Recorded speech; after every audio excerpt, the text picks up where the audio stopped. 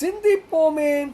1875 தவறோடு மன்ன என்னை ஏந்தியவாறு என்கொல். ஸ்ரீ அம்பலவான தேசிகர் விளக்குகிறார்.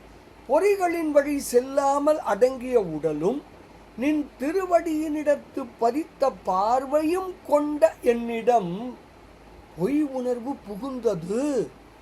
அந்த பொய் உணர்வு என்னை அப்படியே திரட்டி விழுங்கியது.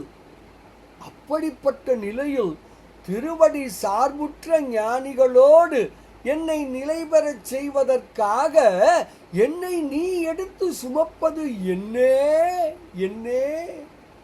தில்லையுள் ஆடும் இறையவனே கூறி அருள்வாயாக.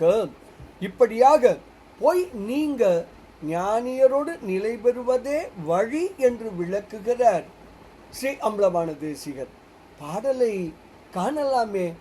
சாந்தியம் எய்யும் நின் பாதத்து நோக்கும் தரித்த என்பால் போந்தியதாகில் அப்பொய்யே திரட்டி பொருந்தும் என்னை மாந்தியதாக நின் பாத தவறோடும் மன்ன என்னை ஏந்தியவாறு என்கொல்.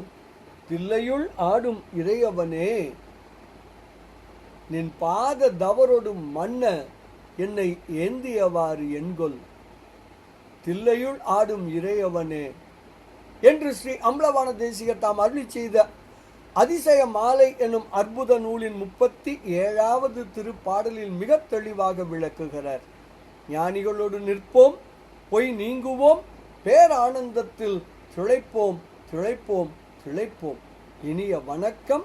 சிவாய நம.